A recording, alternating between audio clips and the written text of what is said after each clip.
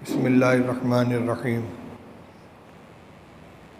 الحمد للہ رب العالمین والصلاة والسلام علی سید الانبیاء والمرسلین سیدنا و مولانا محمد وعلی آلہ واصحابہ اجمعین اما بعد فعن سلمان الفارسی رضی اللہ تعالی عنہ انہ قال خطبنا رسول اللہ صلی اللہ علیہ وسلم فی آخر یوم من شعبان وقال یا ایھا الناس قد اظلکم شہر عظیم شہر مبارک شہر فیہ لیلۃ خیر من الف شہر جعل اللہ صیامہ فریضۃ وقیام لیلہ تطوعا الی آخر الحدیث او کما قال رسول اللہ صلی اللہ علیہ وسلم۔ بزرگان محترم، ماہ شعبان المعظم کا دوسرا عشرہ ختم ہو رہا ہے اور 10-11 دن کے بعد رمضان المبارک کا مہینہ شروع ہونے والا ہے۔ حضرت نبی کریم صلی اللہ تعالی علیہ وسلم اس مہینے کی آمد سے پہلے ہی اس کی فکر فرماتے تھے۔ رجب کے مہینے میں آپ دعا فرماتے تھے کہ اللہم بارک لنا فی رجب و شعبان وبلغنا رمضان، اے اللہ رجب اور شعبان کے مہینے میں ہمیں برکت عطا فرما، یعنی ہماری عمروں میں اتنی برکت دے کہ بلغنا رمضان، ہمیں رمضان تک پہنچا دے۔ ایسے حالات رہیں، روزی، صحت اور حالات کی درستگی اس طرح باقی رہے کہ ہم اہتمام کے ساتھ رمضان کا استقبال کر سکیں، اور رمضان کے جو اعمال ہیں، روزہ ہے، تراویح ہے، تلاوت ہے، تہجد ہے، اوابین ہے، اور جو نفلی عبادات ہیں ان کا اہتمام کر سکیں۔ یہ اہتمام آپ کا رمضان کی آمد کے پہلے ہی تھا، اور ابھی جو روایت میں نے آپ کے سامنے پڑھی ہے، آپ کے یہاں بھی مسجد میں رمضان شروع ہونے کے بعد فضائل رمضان پڑھ کے سنائی جاتی ہوگی۔ اس کے بالکل شروع میں یہ حدیث ہے کہ حضرت سلمان فارسی رضی اللہ تعالیٰ عنہ فرماتے ہیں کہ رسول اللہ صلی اللہ علیہ وسلم نے ماہ شعبان کے آخری دن ہم لوگوں کو ایک خطبہ دیا، وعظ فرمایا، نصیحت فرمائی، اور اس میں آپ نے فرمایا کہ اے لوگو، تمہارے اوپر ایک بہت ہی عظمت والا مہینہ سایہ فگن ہے، بہت برکت والا مہینہ ہے۔ وہ ایسا مہینہ ہے کہ جس کے روزے کو اللہ نے فرض قرار دیا ہے، اور اس کی عبادت کو، رات کی عبادت کو اپنے قرب کا ذریعہ بنایا ہے۔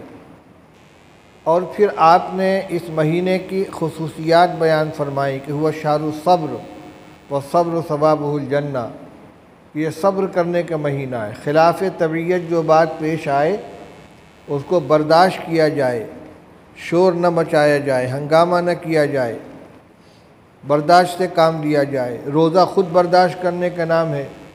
گرمی کا روزہ 14 گھنٹے کا، بھوک لگی ہے، پیاس لگی ہے، لیکن آدمی برداشت کرتا ہے، کسی سے شکایت نہیں کرتا۔ اسی طرح ہر چیز کے اندر برداشت کا اور صبر کا مظاہرہ ہونا چاہیے۔ فرمایا صبر کا بدلہ جنت ہے، اور آپ نے اس کی اہمیتیں بتلائیں کہ اس مہینے کے اندر نفل عبادت کرنے والے کو فرض کے برابر ثواب ملتا ہے، اور فرض عبادت کا ثواب 70 گنا ہو جاتا ہے۔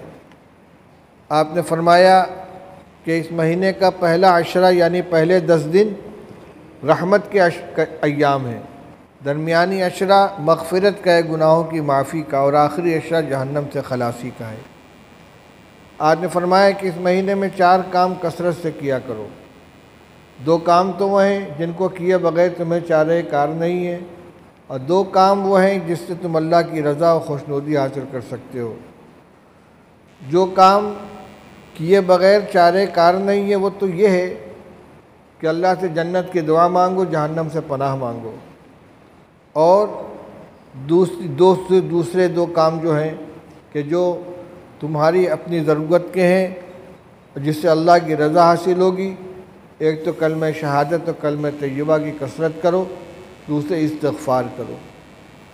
روایت پوری آپ کے سامنے انشاءاللہ رمضان شروع ہونے کے بعد فضائل رمضان کے اندر تفصیل کے ساتھ آئے گی، اس کی تشریح بھی آئے گی۔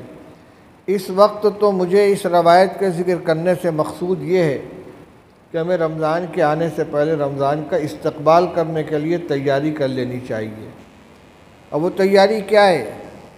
سحری افطاری کی تیاری نہیں، بلکہ اپنے آپ کو روزہ دار بنانے کی تیاری۔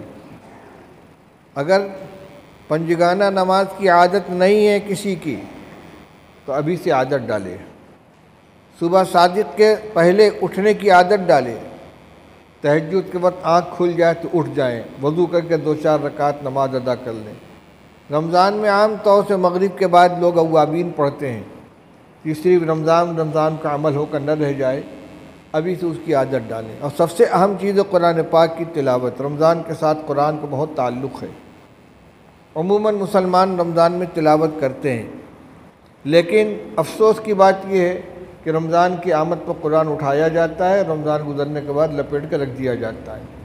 وہ لوگ جو رمضان مبارک میں 2-2 3-3 ختم کر لیتے ہیں، کتنے ایسے ہیں کہ پھر پورے سال میں ایک ختم نہیں ہو پاتا۔ یہ بڑی غفلت کی بات ہے، اس لیے ابھی سے تلاوت کا اہتمام کریں، شروع کریں۔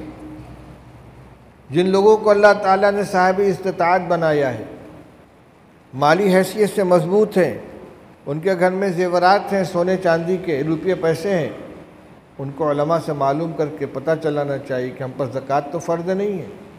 اگر زکوٰۃ فرض ہے تو جیسے نماز فرض ہے، روزہ فرض ہے، اسی طرح زکوٰۃ بھی فرض ہے۔ اس کا حساب کر کے باقاعدہ زکوٰۃ نکالنی ضروری ہے۔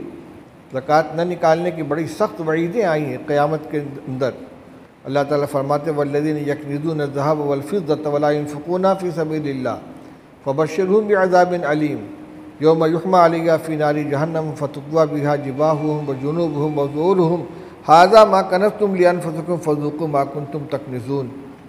فرمایا کہ جو لوگ سونا چاندی اکٹھا کر کے رکھتے ہیں اور اللہ کے راستے میں خرچ نہیں کرتے، ان کو دردناک عذاب کی وعید سنا دیجیے جب اس سونے چاندی کو جس کو انہوں نے ذخیرہ بنا کے رکھا ہے جہنم کی آگ میں تپایا جائے گا، اور اسے ان کی پیشانی کو، پہلو کو اور پشت کو داغا جائے گا اور کہا جائے گا یہ وہ خزانہ ہے جو تم نے دنیا میں اکٹھا کر رکھا تھا، اب اس کی سزا چکھو۔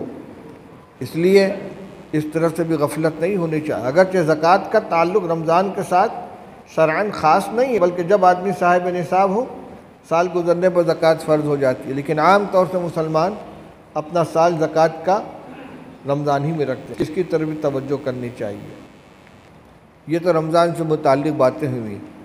دوسری بات یہ ہے کہ ہمارے گھروں کے اندر عام دنوں میں بھی نماز اور تلاوت کا اہتمام ہر گھر میں، مسلمان گھر میں ہونا ضروری ہے۔ اللہ کی رحمت کیسے آئے گی، برکتیں کیسے آئیں گی؟ نماز جو بالغ ہونے کے پہلے ہی 7 سال کی عمر میں نماز پڑھنے کا حکم ہے بچوں کو، نہ پڑھے تو ماں باپ کو حکم ہے کہ ان کو تاکید کرو، اور 10 سال کے ہو جائیں نماز نہ پڑھے تو ان کی پٹائی کرو، جبکہ بالغ ہونے سے پہلے کوئی مکلف نہیں ہوتا۔ جب ماں باپ خود نماز پڑھیں گے تو بچوں سے پڑھوائیں گے، اور ماں باپ ہی نہیں پڑھیں گے تو بچوں سے کیا پڑھوائیں گے؟ دوسری بات ہے قرآن کی تعلیم، دینی تعلیم دلانا ہر بچے اور بچی کو یہ ماں باپ کی ذمہ داری ہے۔ اس وقت یہ چند باتیں ضروری آپ کے سامنے عرض کرنی تھی۔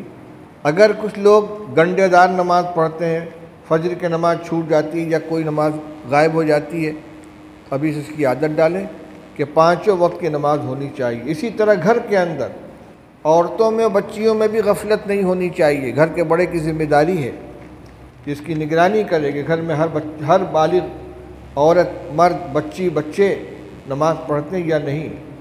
ہم لوگ دنیا کی چیزوں میں اگر بچے غفلت کریں تو تنبیہ کرتے ہیں، ڈانٹتے ہیں، غصہ ہوتے ہیں، لیکن نماز چھوڑ دیں یا کوئی اور غلط کام کریں تو بس ایک مرتبہ سمجھا کے، اگر بڑی فکر مندی ہے تو، ورنہ اتنے سے بھی گریز کرتے ہیں، بس ایک مرتبہ کہ نہیں مانتے تو ہم کیا کریں۔